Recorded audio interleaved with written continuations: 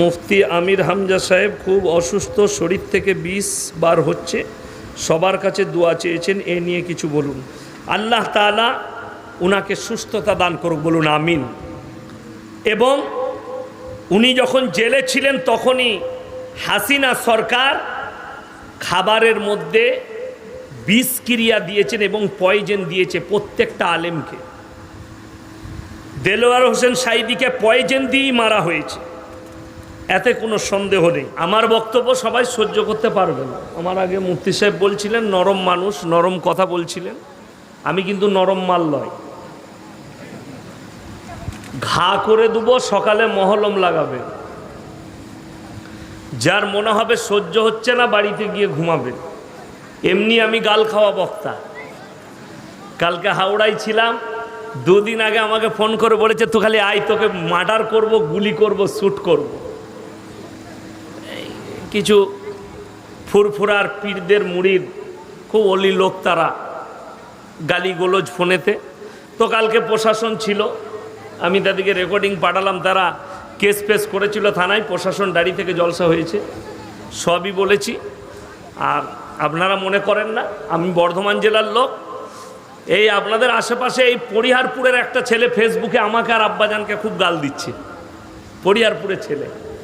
আমি তার আইডি খুলে দেখলাম গোলাম মোস্তফা নাম লেখা আছে, মালটা কিন্তু কমিউনিস্ট।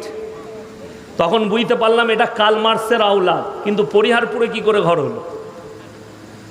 আমি কোনো বাপের বেটাকে ভয় খাই না, সে মাল যদি এখানে থাকে, তুমি হিম্মত থাকলে স্টেজে এসো। আমি মৌলবি শওকতের বেটা, এটা মাথায় রাখবে।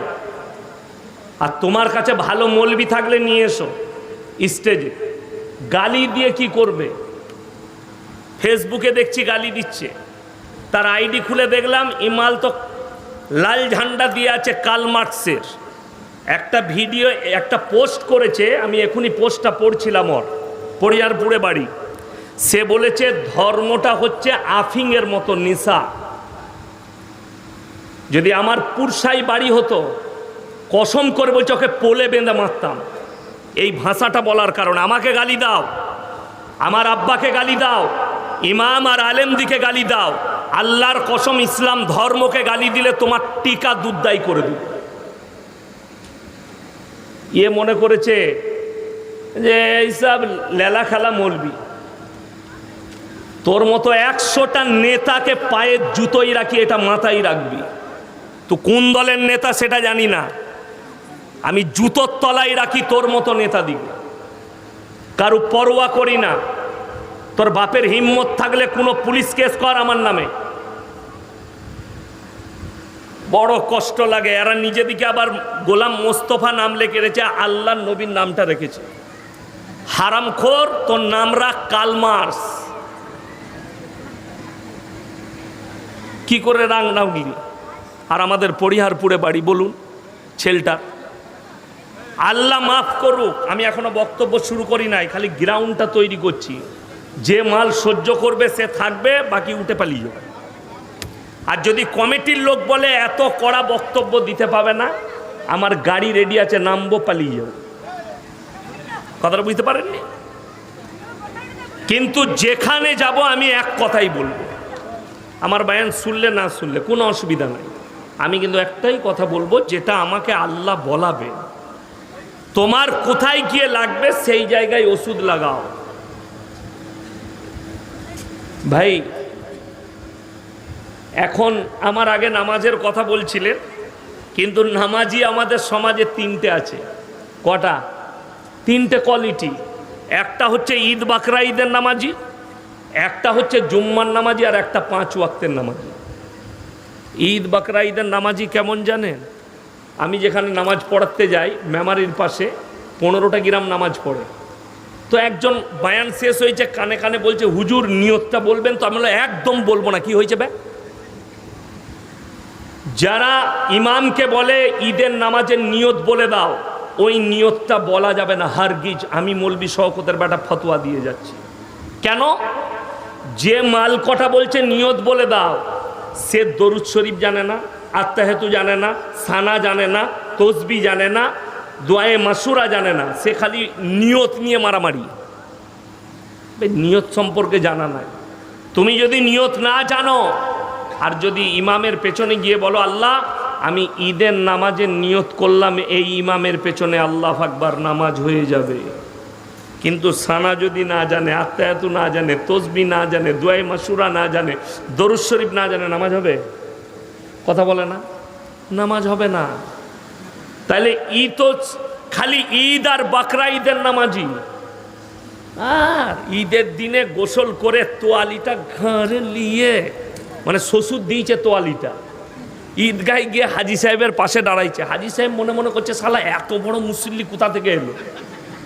হ্যাঁ, এবার হাজি সাহেব তো নিয়ত বেঁধি সুবহানাকাল্লাহুম্মা ওয়া বিহামদিকা তাবারাকা ইসমুকা ওয়া তাআলা জাদ্দুকা পড়ছে। ই মনে মনে করছে শালা হাজি সাহেব কি পড়বে, ও দেখলে আমি তো কিছু জানি না, মানে মিছি মিছি কিছু পড়ে না, খালি মুখটা লাড়ছে। জানো হাজি সাহেব বুঝতে পারে মালটা সানা পড়ছে। এ হচ্ছে ধোকাবাজ নামাজি। আর এক হচ্ছে জুম্মার নামাজি, ই আবার আরো বড় পরেশগার। জুম্মার ফাঁস কাতারে কারা থাকে জানেন? কারা? লটারিওয়ালা মাল কটা আর সুদখোর কটা, এরা জুম্মার ফাঁস কাতারে। আর জুম্মার যারা 5 ওয়াক্তে নামাজি, সে বেচারারা একটু গোসল করে এসছে, এসে দেখছে সামনে কাতারে আউলিয়ারা বসে আছে। কে? যে 24 ঘন্টা লটারি কাটে, যে 24 ঘন্টা সুদ খায়, সে মাল কটা। আপনি জিজ্ঞেস করুন এই বজরতুপির মসজিদে কেউ যদি মদ খায়ে যদি বলে নামাজ পড়তে যাব, তাকে মসজিদে ঢুকতে দিবে না? গায়ের লোক বিচার করবে। ঢুকতে দিবে? আমরা ঢুকতে দেবো না। মদ খেয়েও ঢুকা যাবে না, গাঁজা খেয়ে ঢুকা যাবে না, আফিন হিরোইন খেয়ে ঢুকা যাবে না। কিন্তু আমাদের সমাজ এত ভালো, সুদ খেয়ে ফাঁস কাতারে নামাজ পড়তে পায়। এটাই তো দুঃখ বেদনা। লটারির টিকিট কাটে, ফাঁস কাতারে নামাজ পড়তে পায়। ইমাম সাহেব হক কথা বললে চাকরি চলে যায়, ইমাম লটারির বায়ান করলে চাকরি চলে যাবে। লটারিওয়ালা মাল কটা পেছনে লাগবে, কি করে মালকে তাড়ানো যায়। ইমাম যদি সুদের বায়ান করে, সুদখোররা পেছনে লাগবে মালটাকে কি করে গাঁ থেকে বার করা যায়, মসজিদ থেকে। ঠিক বললাম না ভুল বললাম? শওকতের বেটার চাকরি যাবার ভয় নাই, আছে? আজকে বজরদীপুরে করছি, কালকে আবার পরিহারপুরে দাওয়াত দিলে সেখানে জলসা করব, শ্রীপুরে দাওয়াত দিলে সেখানে করব, কাইতিতে দাওয়াত দিলে সেখানে করব, জামুরিয়ায় দাওয়াত দিলে সেখানে করব।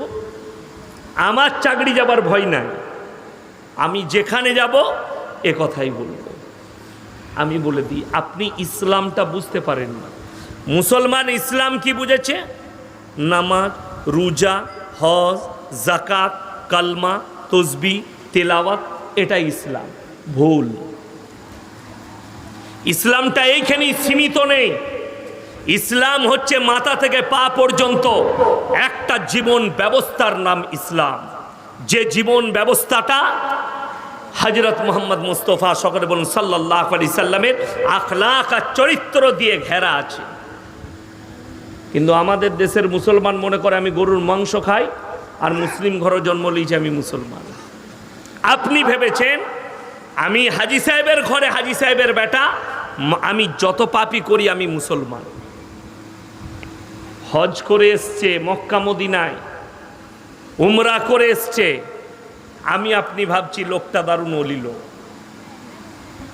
তারপরে সে জিনা করছে, সে পাপ কাজ করছে, কি করে অলি হতে পারে? আমার ভাই যদি মক্কা মদিনা থেকে ঘুরে এলে সে যদি অলি হয়ে যায়, হজ করে এলে উমরা করলে অলি হয়, তাহলে ভারতের সব থেকে বড় অলি হচ্ছে শাহরুখ খান। সে উমরা করে এসছে, আবার মন্দিরে পুজো করছে। কথাটা বুঝতে পারেননি? সব থেকে বড় অলি আমির খান, উমরা করে আসছে, আবার মন্দিরে গিয়ে তিলক লাগাচ্ছে। এইটাই মুসলমানের বুঝে আসেনি। এই ভারতে 30 কোটি মুসলমান আছে। দুঃখের বিষয়, বেদনার বিষয়, বেঈমান কাফেররা আপনার উপরে জাল ছুঁড়েছে, আপনি জালের ভেতরে ফেঁসে গেছে, বেরোতে পারবেন না আপনি। তাদের জাল এত ডেঞ্জার, সেই জালে ফেঁসে গেছে। 1 মাস আগে পার্সোনাল ল বোর্ড গোটা ভারতের মুসলমানকে স্ক্যানার পাঠিয়েছে গুগল থেকে, তোমরা ভোট দাও ওয়াকফ সম্পত্তিকে বাঁচানোর জন্য। এত দুঃখ যে গোটা ভারতবর্ষে মাত্র 4.5 কোটি ভোট পড়েছে। সব থেকে দুঃখ হচ্ছে বাংলার মানুষের। গোটা ভারতবর্ষে সব থেকে কম ভোট পড়েছে এই বাংলার মানুষের কাছে, পশ্চিম বাংলায়। তার মানে এই মোবাইল যাদের কাছে আছে তারা মিস ইউজ করছে মোবাইলের, মিস ইউজ।